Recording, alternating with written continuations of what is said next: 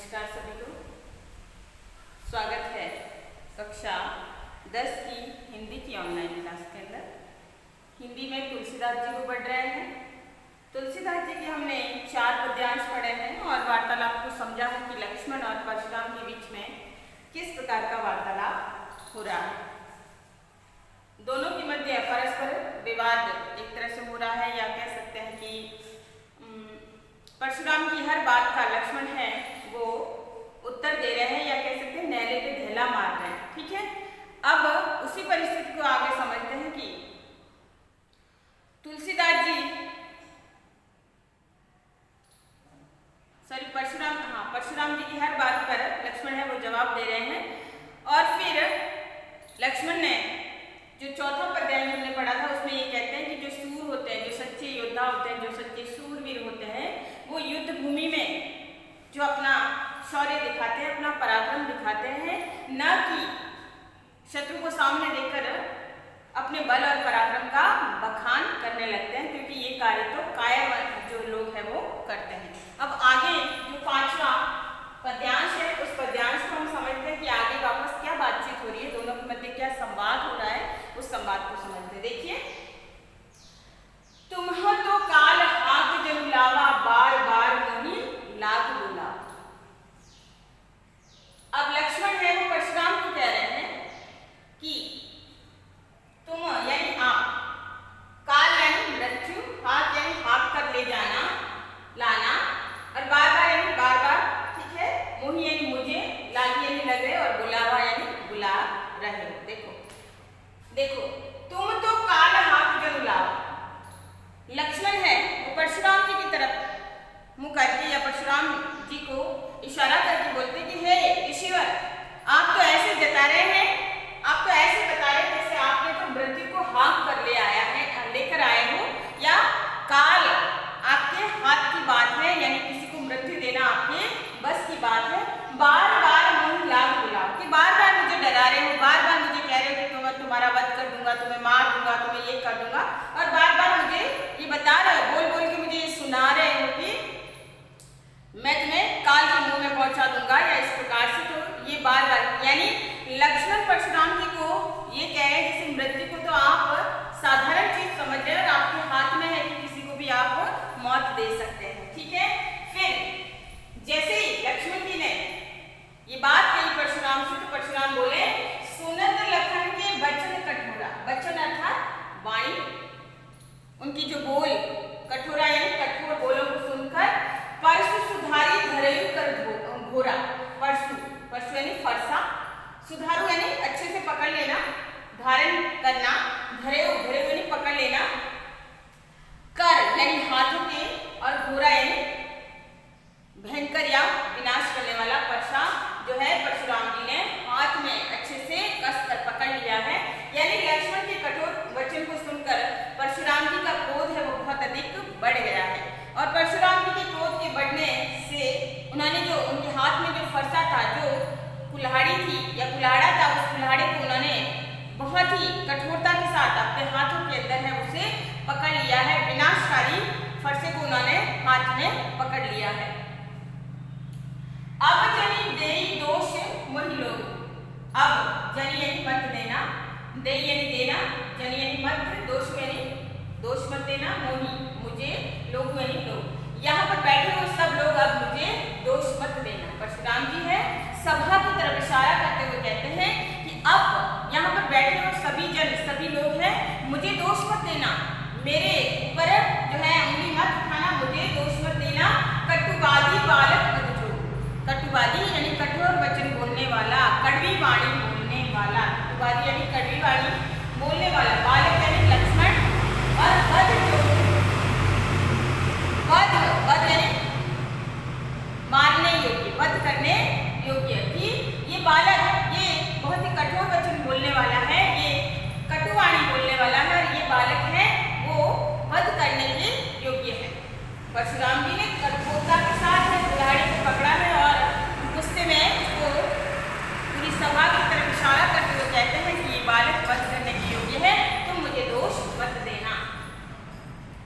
बाल विलोक की बहुत में बांचा, बांचा है बचाया, ठीक है, बाल यानी बालक, दिलों यानी देखकर, कि अब तक मैंने इसको नहीं मारा, क्योंकि मैं इसे देख रहा था कि एक बालक है, और बालक समझकर मैंने इसे बहुत बार बचा लिया, बहुत बार मैंने इसको छोड़ दिया, बहुत बार मैंने प्रयास कर लिया कि मैं इसे नहीं मारूं। अब यह मरनीहार भाषाचा, लेकिन ये बालक तो अब मरनीहार यानी मरेगा मेरे हाथ से, ठीक है। भाषाचा यानी अब ये बालक, साचा यानी सच में, कि अब ये बालक सच में मरने योग्य हो गया है, क्योंकि बार बार मुझे कठोर वचन बोल रहा है, बार बार मुझे जो है कठोर वाणी में बोल रहा है। तो परशुराम जी कहते हैं कि अब ये बालक तो मेरे हाथ से सच में मरेगा, अब मुझे कोई दोष मत देना, क्योंकि मैंने पहले ही इसे बहुत बार बचा लिया है, बहुत बार छोड़ दिया है इसके गलत उत्तर को भी सुनकर। कौशिक कहा क्षमीय अपराध। अचानक से परशुराम का अत्यधिक क्रोध देखा विश्वामित्र ने, और विश्वामित्र खड़े हो गए। खड़े होकर विनम्रता के साथ बोले कि कौशिक कहा क्षमीय यानी क्षमा कीजिए प्रभु, क्षमा कीजिए देव, क्षमीय अपराध, कि ये अपराध क्षमा कीजिए इस बालक का, आप माफ कीजिए। बाल दोष गुण गुणहीन साधु, कि बालकों के गुण और दोष, जो सच्चे सज्जन साधु होते हैं, जो सच्चे व्यक्ति होते हैं, वो बालकों के गुण और दोषों पर नहीं जाते हैं, क्योंकि बालक को तो हम छोटा कहकर छोड़ देते हैं, तो हम तो बड़े हैं। ऐसी स्थिति में आप तो सच्चे साधु हैं, आप तो सज्जन हैं, और ऐसी स्थिति में आप बालक के गुण और दोष के ऊपर मत जाइए, इसके अपराध को आप क्षमा कीजिए, ठीक है। कि कौशिक का क्षमीय अपराध, कि आप इसके अपराध को क्षमा कीजिए, ये बालक है और इस बालक के गुण दोष पर आप मत जाइए, क्योंकि आप तो सच्चे साधु हैं, और साधुओं को ये शोभा नहीं देता कि वो बालक के गुण दोषों के ऊपर जाए। खर कुठार में अपूर्ण कोटि। फिर परशुराम जी आगे कहते हैं कि खर कुठार, खर यानी धारदार, पैना, तीखा, चोट पहुंचाने वाला, कुठार यानी कुल्हाड़ी या फरसा। खर कुठार में अपूर्ण कोटि, मैं यानी मैं और मेरा फरसा दोनों ही कैसे हैं, पैने और धारदार है। अक्रूण यानी निर्दयी, जिसे दया नहीं आती, कोही यानी क्रोधित, कि मेरा फरसा और मैं दोनों ही अक्रूण हैं और क्रोधी स्वभाव के हैं, और मेरा जो फरसा है वो बहुत ही धारदार है। आगे अपराधी गुरुद्रोही, और ऐसे में मेरे सामने जो अपराधी खड़ा है, मेरे सामने जो अपराधी है वो कौन है, मेरे गुरु का द्रोही है, अर्थात मेरे गुरु का अपमान करने वाला है। गुरु कौन है, शिव जी, ठीक है। परशुराम के गुरु है वो शिव है, और धनुष्बाण, धनुष जो है शिव धनुष तोड़ा गया था, और ऐसी स्थिति में जो है लक्ष्मण बार बार जो है उनके सामने बोल रहे हैं, और शिव धनुष के बारे में उन्होंने जो वचन बोले हैं, जिससे परशुराम का क्रोध है वो बढ़ गया है। और ऐसी स्थिति में परशुराम जी कहते हैं कि मेरा फरसा अत्यंत निर्दयी है, अक्रूण है, क्रोधी है, पैना है, धारदार है, और ऐसी स्थिति में ये अपना काम कभी भी कर सकता है, क्योंकि मेरे सामने मेरा अपराधी है, मेरे गुरु का अपमान करने वाला, मेरे शिव का अपमान करने वाला बालक खड़ा है, अपराधी खड़ा है। उत्तर देत छोड़े बिन मारे, केवल कौशिक शील तुम्हारे। शील यानी सज्जनता, सद्व्यवहार, ठीक है। अब परशुराम जी आगे कहते हैं कि उत्तर देते छोड़ो ही बिन मारे, कि बार बार ये बालक मुझे उत्तर दिए जा रहा है, बार बार मुझे हर बात का जवाब दिए जा रहा है, और छोड़ो ही बिन मारे, लेकिन फिर भी मैंने अब तक इसको छोड़ दिया है बिना मारे, मैंने अब तक इसे बख्श दिया है बिना मारे। केवल कौशिक शील तुम्हारे, कि कौशिक हे विश्वामित्र, अब तक मैंने इस बालक को छोड़ा है, या अब तक जो छोड़ा है इस बालक को, इसके पीछे एक ही कारण है कि तुम्हारी सज्जनता, तुम्हारा सद्व्यवहार, तुम्हारी विनम्रता के कारण ही ये बालक को मैंने छोड़ा है, क्योंकि अन्यथा मैं इस बालक को तो मारने ही वाला हूँ, इस बालक को तो मैं मारने ही वाला था, अर्थात मैं इस बालक का वध है वो कर देता। न तो ऐनी काटी कुठार करो, नहीं तो न तो ऐनी, नहीं तो ऐनी यानी काटी यानी काटना, कुठार यानी फरसा, कि मेरे फरसे ने अब तक इस बालक को काट दिया होता, इस बालक को मार दिया होता। गुरु ही उरिन होते श्रम थोड़े, गुरु यानी गुरु, उरिन यानी उरिन हो जाना, मुक्त हो जाना, होते यानी हो जाता, श्रम थोड़े यानी थोड़ी ही परिश्रम श्रम से मैं अपने गुरु के ऋण से ऋण हो जाता। अर्थात कि परशुराम जो है विश्वामित्र को कहते हैं कि ये बालक वध करने के योग्य है, बार बार मेरे गुरु का अपमान कर रहा है और ऐसे भी गुरुद्रोही है, और अब तक मैंने इसे छोड़ा है तो एक कौशिक हे विश्वामित्र, मैंने तुम्हारे कारण ही इसे छोड़ा है, अन्यथा अब तक तो इसके उत्तरों को सुनकर, इसके जवाब को सुनकर, इसके संवाद को सुनकर मैंने अब तक तो मेरे कुठार ने इसे काट दिया होता और मैं भी थोड़ी ही मेहनत से अपने गुरु के श्रम से ऋण हो जाता। गुरु के ऋण से ऋण हो जाना, मुक्त हो जाना। जैसे गुरु दक्षिणा हम देते हैं गुरु को, ऐसे में कोई शिक्षा अर्जित करने के बाद गुरु को दक्षिणा में कुछ दिया जाता है तो गुरु के ऋण से मुक्त हो जाते हैं। तो परशुराम जी भी ये कहते हैं कि मैंने भी अभी तक गुरु का ऋण नहीं उतारा है, तो इस बालक का वध करके मैं गुरु के ऋण से ऋण हो जाता, मुक्त हो जाता थोड़े ही श्रम से। उनकी बातों को सुनकर, जो परशुराम जी की बातों को सुनकर विश्वामित्र है, उनकी क्या प्रतिक्रिया होती है मन ही मन देखिए। गादी सुनु का हृदय हसी, मुनि हरि हरि सूझ। गादी सुनी यानी ऋषि गादी के पुत्र है, कौन है?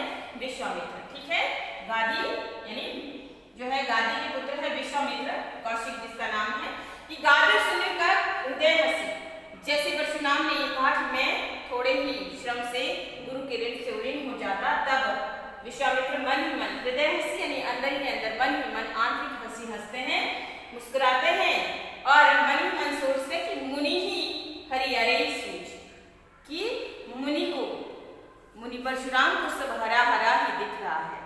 अर्थात हरा हरा ही दिख जाना यानी सब आसान दिख रहा है। वो नहीं समझ पा रहे कि सामने जो बालक है राम और लक्ष्मण, वो कोई साधारण बालक नहीं है। ठीक है ना, वो नहीं समझ रहे। उनको ये लगता है कि आसानी से इन बालकों को मारा जा सकता है, इन बालकों को काटा जा सकता है। तो ये सोचकर उन्हें जो है परशुराम जी की बातों पर मन ही मन हंसी आती है, वो मन ही मन हृदय हृदय हंसते हैं कि वो परशुराम जी की इस भोली बातों पर, और उन्हें लगता है कि वो राम और लक्ष्मण की महिमा को नहीं समझ पा रहे हैं, इन क्षत्रिय राजकुमारों को नहीं समझ पा रहे हैं। अय में खांड लौक में अजहून अबूझ अबूझ। अय में यानी लोहा, ठीक है, लोहा। खांड यानी दो तरह के यहाँ पे खांड, एक तो होती है शक्कर जो हम मीठी होती है, गन्ने से बनती है, और दूसरा खांड अर्थात खांडा या तलवार। ठीक है, तलवार जो क्षत्रियों के लिए होती है। तो अय में खांड लौक में अजहून अबूझ अबूझ। परशुराम जी की बातों को सुनकर वापस जो है विश्वामित्र ये सोचते हैं कि परशुराम जी को समझ नहीं आ रहा है कि ये कोई उखमय खांड नहीं है, अर्थात गन्ने से निकली हुई शक्कर नहीं है, बल्कि ये तो लोहे का खांडा है। लोहे का खांडा यानी लोहे की तलवार है, जिन्हें आसानी से नहीं चबाया जा सकता, आसानी से नहीं मारा जा सकता। और अजहून अबूझ अबूझ, कि अभी तक वो जान नहीं पाए, ये अज्ञानी मुनि या अज्ञानी पुरुष परशुराम जी अभी तक ये जान नहीं पाए हैं कि वो किन बालकों से वाद विवाद कर रहे हैं, किन बालकों से वो अपनी बात है वो इस तरह से कह रहे हैं। यानी तात्पर्य ये है कि ऋषि विश्वामित्र के अनुसार जो भूल कर रहे हैं परशुराम, राम और लक्ष्मण को साधारण क्षत्रिय बालक समझने की, उस भूल पर उन्हें मन ही मन हंसी आ रही है परशुराम की इन बातों को सुनकर। क्योंकि परशुराम ने अब तक जिन क्षत्रिय राजाओं को मारा है वो साधारण क्षत्रिय राजा थे, लेकिन उनको नहीं पता कि राम और लक्ष्मण उन साधारण क्षत्रिय राजाओं के समान नहीं है, बल्कि ये वो क्षत्रिय राजकुमार हैं जो अन्यों से भिन्न है। उन्हें परशुराम जी को लक्ष्मण और राम की शक्ति का एहसास नहीं है, और इस बात को सुनकर उन्हें मन ही मन परशुराम जी की कही गई बातों पर हंसी आती है, और इसीलिए वो मन ही मन मुस्कुराते हैं। और वो ये कहते हैं कि उनको नहीं पता है कि ये लोहे की खांडा, ये लोहे का खांडा है, और परशुराम जी हैं उन्हें गन्ने की खांड समझने का प्रयास कर रहे हैं। उनको ये समझ में नहीं आ रहा है कि वो कोई साधारण बालक नहीं है। अब तक ये बात है परशुराम जी नहीं समझ पाए। ठीक है, पद्यांश के अंदर अवधि भाषा है, दोहा चौपाई